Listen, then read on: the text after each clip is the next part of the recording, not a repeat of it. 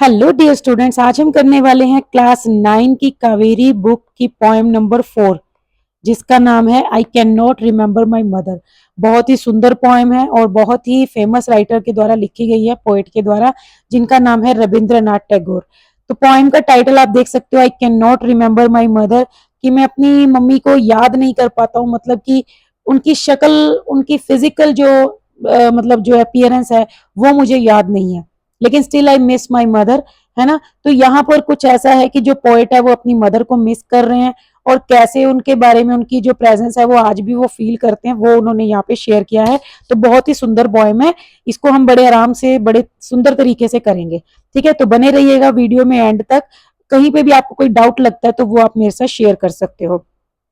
Poem को start करने से पहले हमारे पास कुछ प्री रीडिंग एक्टिविटीज हैं, रिफ्लेक्ट एंड रिस्पॉन्ड। आपको इसके बारे में डिस्कशन करना है।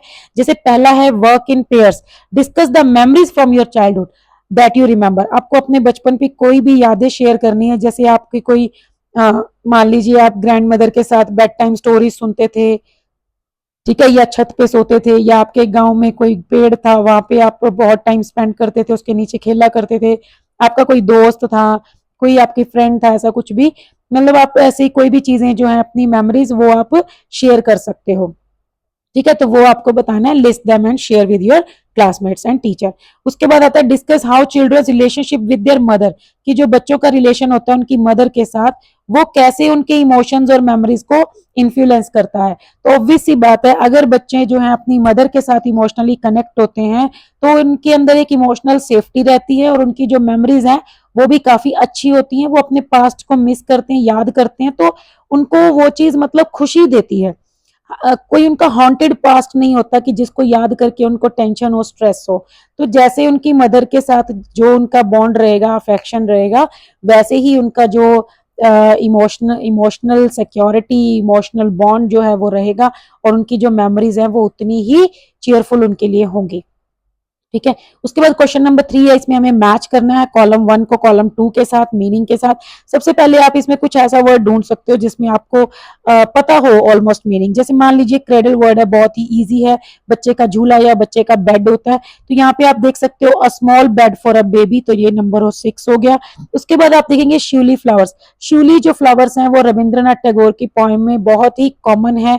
लास्ट आपकी क्लास 8 में भी एक पोएम थी, बोट पेपर्स, पेपर बोट्स, कुछ ऐसा नाम था, पेपर बोट्स, उसमें भी शिवली फ्लावर्स की बात की गई थी। तो कहने का मतलब ये है कि ये शिवली है, ये एक फ्लावर का नाम है। तो यहाँ आप देख सकते हो सेकंड नंबर पे टाइप ऑफ फ्लावर, जिसको हिंदी में हार श्रृंगार का फूल या प्राजक्ता या प्राजिता ऐसा भी कुछ बोल देते हैं। उसके बाद अगर आप ये वर्ड देखोगे हम, तो ये क्या है, एक म्यूजिक, हम ये जैसे मैं अभी बोल रही हूँ, ठीक है, तो हमिंग साउंड, हमिंग मतलब एक ट्यून सी गुनगुनाना, ठीक है, तो ट्यूनिंग सा हो गया। तो sing a tune with your lips closed, ठीक है, आप हम अगर बोल के देखेंगे तो आपके लिप्स जो है वो क्लोज हो जाएंगे। सो दैट मीन्स कि एक ऐसी ट्यून जिसको लिप्स बंद करके जो है गुनगुनाया जा सकता है। उसके बाद अगर आप देखोगे मॉर्निंग सर्विस, मॉर्निंग सर्विस किसी मॉर्निंग के रिचुअल से रिलेटेड है, तो ये हो गया rituals conducted in the temple. ठीक है, तो ये हो गया मॉर्निंग में जो जो रिचुअल्स होती हैं, जैसे पूजा, प्रार्थना, आरती, ये सब होता है ना, तो वो हो गया। उसके बाद है गेज, गेज क्या होता है, किसी चीज की तरफ कॉन्टिन्यूसली देखते रहना। So look steadily for a long time. ठीक है, लास्ट में हमारे पास एक वर्ड बचता है हॉवर, और एक ऑप्शन बच जाता है, दैट इज नंबर 5, जो है हॉवर का मतलब होता है किसी रिमेन नियर अ प्लेस, मतलब किसी जगह पे कुछ टाइम के लिए रहना। जैसे आकाश में बादल छा जाते हैं तो थोड़े टाइम के लिए वहां रहते हैं ना, तो वही होता है हॉवर। ठीक है, तो यहाँ ये था हमारे प्री रीडिंग एक्टिविटीज। अभी हम पोएम स्टार्ट कर रहे हैं। बहुत ही सुंदर है पोएम, 3 स्टैंजास हैं, तीनों स्टैंजास में पोएट ने अलग अलग बताया है कि वो किस किस तरह से अपनी मदर को महसूस कर सकता है, क्योंकि अभी उसकी मदर उसके साथ शायद फिजिकली तो प्रेजेंट नहीं है, और बहुत ही टाइम हो गया उनकी डेथ हुई को, या उनसे दूर हुए को पोएट को, तो वो उनको फिजिकली तो नहीं याद कर पा रहा कि उनकी मम्मी का चेहरा कैसा था या उनके फीचर्स कैसे थे, लेकिन फिर भी उनकी प्रेजेंस को वो फील कर पाते हैं। तो यही उन्होंने यहाँ पे शेयर किया है। आप देखेंगे फर्स्ट जो लाइन है वो हमारा टाइटल ही है कि I can not remember my mother. ठीक है, मैं अपनी मदर को बिल्कुल ऐसे याद तो नहीं कर पाता। Only sometimes in the midst of my place, कई बार ऐसा होता है, ओनली समटाइम्स, समटाइम्स मतलब ओकेजनली, कभी कभी।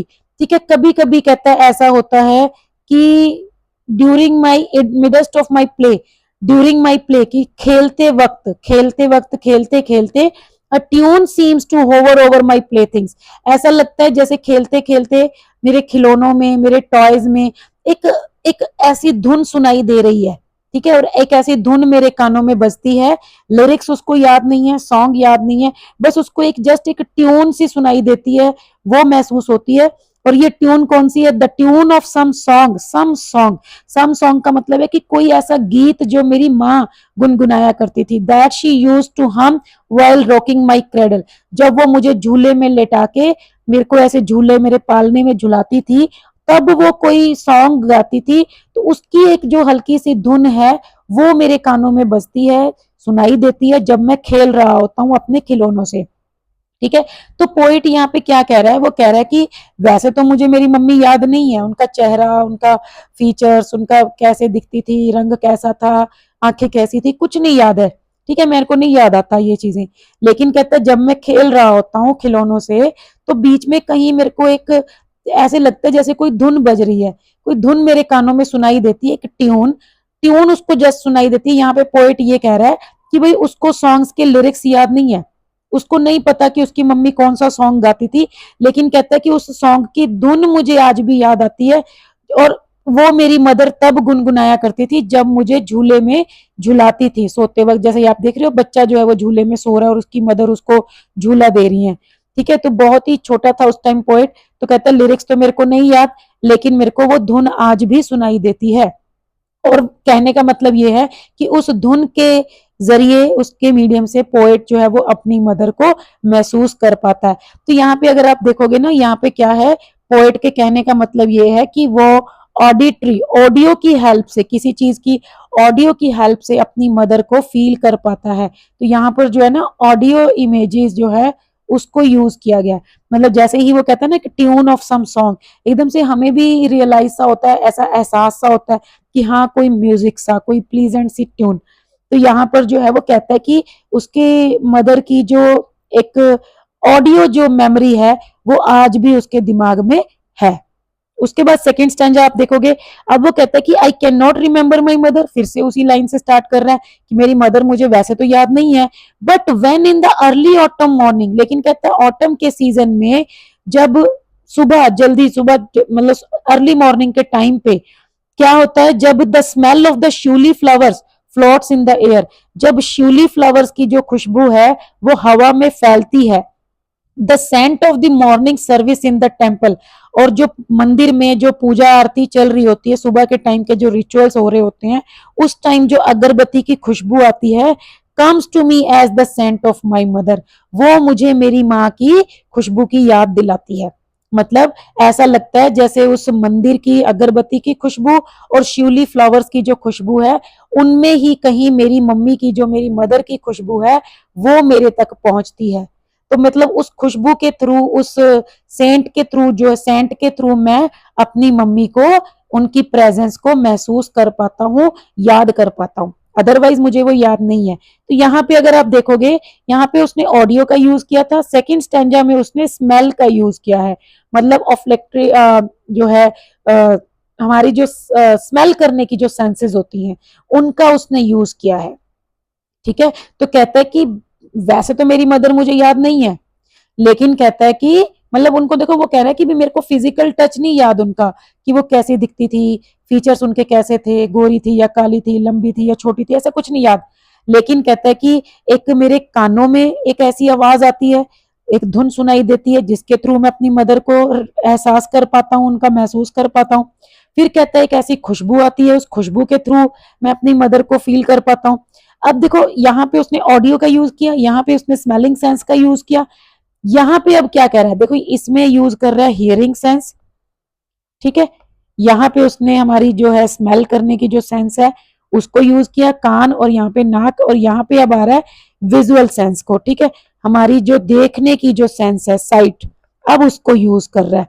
अब वो क्या कहता है फिर से कि I can not remember my mother, वैसे तो मदर याद नहीं है, only when from my bedroom window, कहता है जब मैं अपने बेडरूम की विंडो से, आई सेंड माई आईज, जब मैं अपनी आंखों को, मतलब अपनी नजरों को दूर तक दौड़ाता हूँ, कहां तक भेजता हूँ, into the blue of the distant sky, आकाश में दूर तक देखता हूँ। कहने का मतलब क्या है कि पोएट जो है जब अपने बेडरूम की विंडो में खड़े होकर दूर तक आकाश को देखता है तो कहते हैं आई फील दैट, तो मुझे फील होता है the stillness of my mother's gaze on my face, कहता है ऐसा महसूस होता है कि मेरी मदर जो है वो आसमान से मेरी तरफ देख रही है, मतलब उनकी नजरें जो हैं वो आज भी मेरे ऊपर हैं। उनको जो मतलब एहसास कर पाता हूँ कि आकाश में कहीं ना कहीं वो प्रेजेंट है। कहने का मतलब ये है जैसे आकाश जो है वो हर जगह प्रेजेंट है ना, तो कहते हैं वैसे ही मैं अपनी मदर को हर जगह प्रेजेंट महसूस कर पाता हूँ। ऐसा लगता है कि वो हर जगह मेरे साथ ही है। एंड उसके बाद कहते हैं has spread all over the sky, और कहने का मतलब यही है कि उनकी जो प्रेजेंस है वो मुझे हर वक्त हर जगह पे ऐसे महसूस होती है जस्ट लाइक स्काई। तो यहाँ पर उसने देखकर साइट जब विजुअल सेंस को जो है वो उसने बताया है कि वो देखकर भी कैसे अपनी मदर को महसूस कर पाता है स्काई की हेल्प से। तो यहाँ पर जो है ना एक मेटाफर भी है, क्योंकि उसकी मदर की प्रेजेंस को कंपेयर किया गया है स्काई के साथ। जैसे आप देखोगे ना, आप कहीं भी चले जाओ, दुनिया के किसी भी कोने में चले जाओ, स्काई आपके साथ हमेशा होगा, आसमान। ठीक है, जैसे मेरा नाम है गगन, है ना, उसका भी मतलब है कि आसमान। तो कहने का मतलब ये है गगन, आसमान, व्योम, आकाश, नभ, ये सब जो वर्ड्स हैं ये स्काई के ही मीनिंग है ना। स्काई आसमान, जिसको हम बोलते हैं आकाश। तो कहने का मतलब ये है कि जो आकाश है वो हर जगह प्रेजेंट है, आप कहीं भी चले जाओ। तो वो पोएट जो है वो भी कहता है कि जो मेरी मदर की जो प्रेजेंस है ना वो स्काई की तरह है और वो हर जगह मेरे साथ प्रेजेंट है। तो यहाँ पे उसने लाइक और एज वर्ड तो यूज किया नहीं, लेकिन अपनी मदर की प्रेजेंस को कंपेयर किया है स्काई के साथ, तो यहाँ पे मेटाफर भी है। तो 3 स्टैंजाज हैं पोएम के, तीनों स्टैंजाज में उन्होंने अलग अलग सेंसेस के थ्रू अपनी मदर की प्रेजेंस को फील किया है। पहले में जैसे हियरिंग, दूसरे में स्मेल, फिर विजुअल। और ना रविंद्रनाथ टैगोर का पोएम्स लिखने का पैटर्न यही मतलब आपको कई बार देखने को मिलेगा। वो बहुत सारी पोएम्स है उनकी जिसमें वो दिन के अलग अलग पार्ट्स को जो है रेफर करते हैं। जैसे आपकी पोएम से मिल जाएगा मॉर्निंग टाइम, आफ्टरनून, फिर इवनिंग और नाइट। ऐसी ही उनकी बहुत सारी पोएम्स है, पुरानी जो आपकी बुक्स थी उसमें भी थी। और जैसे एक वोकेशंस वाली पोएम थी उसमें भी मॉर्निंग, आफ्टरनून और इवनिंग का बताया गया था। जैसे मॉर्निंग में हॉकर, आफ्टरनून में गार्डनर, इवनिंग टाइम में वॉचमैन। तो वो चीजें रविंद्रनाथ टैगोर जो है ना उनका पैटर्न यही है लिखने का, कि वो एक थीम के ऊपर फिर अलग अलग स्टैंजाज में अलग अलग जो है पार्ट्स उनको हाईलाइट करते हैं, अलग अलग टॉपिक्स के ऊपर, मतलब एक ही चीज से रिलेटेड अलग अलग जो क्या बोलेंगे हम उसको, मतलब अलग अलग तरीके से उस तक पहुंचते हैं। ठीक है, जैसे उनका एक और बड़ी अच्छी सी पोएम थी, अभी मुझे याद नहीं आ रही, उसमें जैसे 8th क्लास की पोएम थी पुरानी बुक्स की।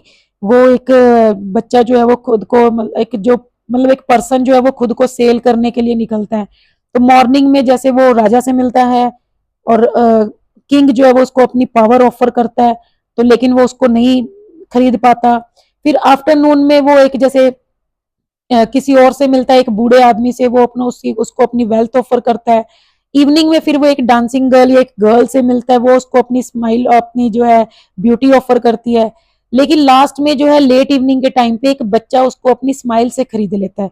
तो मतलब ऐसे ना, कहने का मतलब मेरा क्या है कि जो रविंद्रनाथ टैगोर हैं वो अपनी पोएम्स में स्टैंजाज में मॉर्निंग, आफ्टरनून, इवनिंग ऐसे बात करते हैं। या तो जैसे यहाँ आप देख रहे हो तो उन्होंने मॉर्निंग, आफ्टरनून, इवनिंग की बजाय क्या हियरिंग, स्मेल और विजुअल 3 चीजों की बात की है। तो ये बड़ा अच्छा सा एक पैटर्न है और इससे पोएम को जो है लर्न करना, समझना बड़ा आसान हो जाता है। ठीक है, तो ये थी आपकी poem I can not remember my mother. तो इसमें कुछ मेन मेन पॉइंट्स हैं, मैं जल्दी आपके लिए इसकी समरी भी रेडी करके ले आऊंगी ताकि आपको ये और इजीली समझ आ जाए। तो अभी के लिए बस इतना ही, मिलते हैं नेक्स्ट वीडियो में। Thank you, bye bye.